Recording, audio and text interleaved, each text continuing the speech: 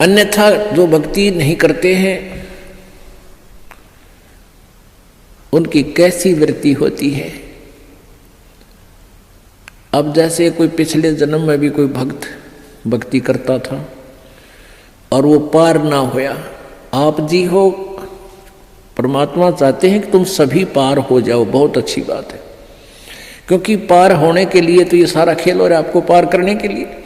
अब विद्यालय में बच्चे फेल भी होते हैं और पास भी अधिकतर ही होते हैं, और कुछ एक फेल भी हो जाते हैं, तो वो फेल हुए हुए गणे दुखी होया करें। तो ऐसे ही एक व्यक्ति किसी जन्म में कोई प्राणी कोई आत्मा परमात्मा से विमुख हो गया, भक्ति ना करी छोड़ गया, तो उनको फिर लेता है भगवान शरण में। एक किसान के घर जन्म हो गया उस पुण्यात्मा का।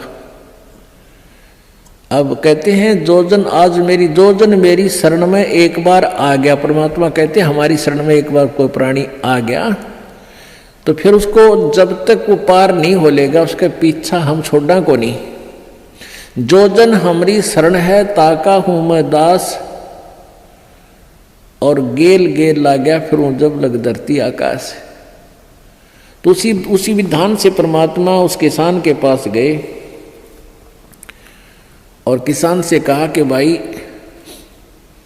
किसान पहले बैठे, राम रमी हुई, क्योंकि पिछले संस्कारी जो भक्त होते हैं वो कहीं भी जन्म ले लो उनमें वो भाव श्रद्धा बनी रहती है। आओ महाराज जी बैठो जी, बड़ी आसन दे दिया, आप नीचे बैठ गया भगत की तरह। तो महाराज जी तो फिर महाराज जी होते हैं, अपने भक्ति का ज्ञान सुनाते हैं, परमात्मा की चर्चा शुरू कर दी।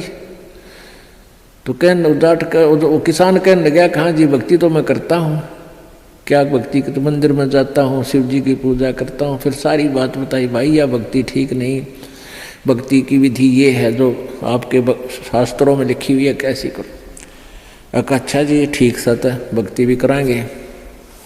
भाई फिर उपदेश ले ले। अगना जी इब्बा नहीं, ये तो बच्चे छोटे छोटे हैं, ये थोड़े से ठीक हो जाए, अपना काम संभालन जोगे, फिर महाराज जी तेरे आप पक्का चेला बन जाऊंगा। लाख समझाने पर भी नहीं माना, यही कहता रहा। परमात्मा चले गए।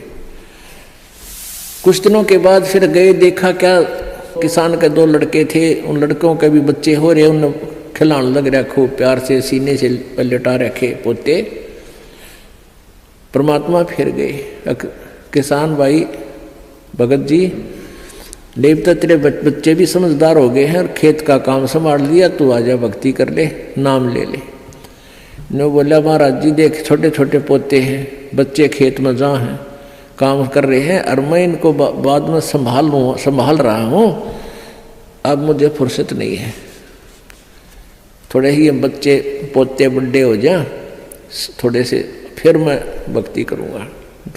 बहुत कहने पर भी नहीं बोला, ना बाबा जी दुखी ना करे मैंने, क्यों पोते घने प्यारे लग गया करे। यह काल का एक भयंकर जाल आगे और बढ़ा देता है उसके ऊपर।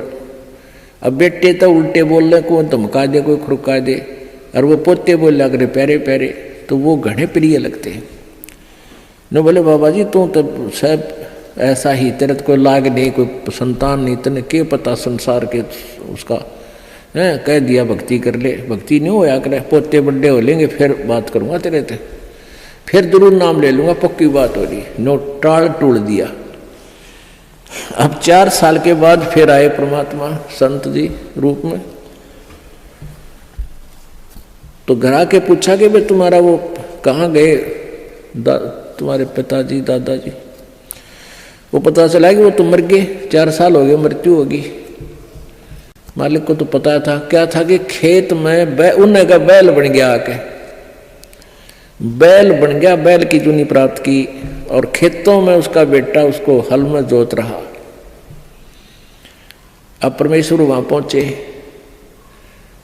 वो लड़का भी जाने था, महात्मा कई बार करते, रोक दिया, कहा महाराज जी कैसे आना हुआ कि भाई डट जा तेरे बाबू, तो 2 बात बतलाऊंगा। उस बैल के कान में निकट सी जाकर कहने लगा, रे भगत अब तो आजा मेरी शरण में, तेरा शरीर छुटवा दूं बैल का, और नाम दे तेरे को मनुष्य जीवन दे दूंगा, और तू चाल देख ये दुखी हो रहा, तेरा लठ लग गया, तेरा बेटा लठ मारे हैं, और तेरी के दुर्गति हो रही, तो के कह है वो बैल न्यू कह बाबा जी तू बोल रहा मत, अब मैं यहाँ से मर जाऊंगा, दूसरा बैल आ गया, वो थोड़ा काम करेगा, मेरे बेटा ने टोटा हो जाएगा, वो तेरा गजब हुई हो। परमात्मा बोले अच्छा भाई कोई बात ना, ले धन बना तो बेटा के। अब कुछ दिन के बाद वो बैल भी मर गया, मृत्यु के बाद वो सांप बन गया। अब सांप को एक याद होता है उसने कहीं धन गाड़ रखा, पहले जमीन में दबाया करते चोरों के डर से, धन जेवर दाब दिए, पैसे चांदी के हुआ करते सिक्के, वो लको दिए, छुपा दिए, तो सर्प बनकर वो वहीं घूम रहा है।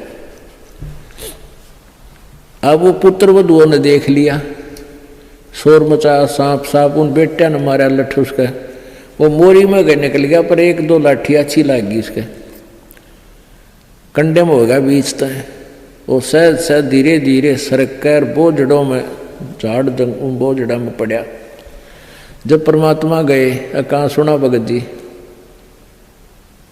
अब आओगा मेरी शरण में, न्यू बोला जी जान बचा दो मेरी और अपनी शरण में ले लो। मैंने देख लिया कोई नहीं किसी का, परमात्मा बोले सांकड़ी तोड़वा का आया तू मेरी शरण में, आया था पर ये हड्डी तोड़वा के पसड़ी तोड़वा के, जब आई तरह समझ में कोई नहीं किसी का, और हम रोज रोन लाग रहे कोई किसी का, कोई ना अपनी भक्ति करो।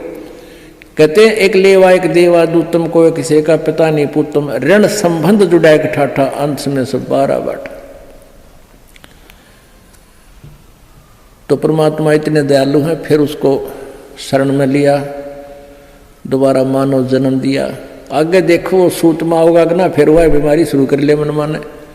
तो ऐसे दयालु है परमात्मा, पुण्यात्माओं, ये मनुष्य जीवन बार बार नहीं मिलता, और ये ज्ञान नहीं मिलता।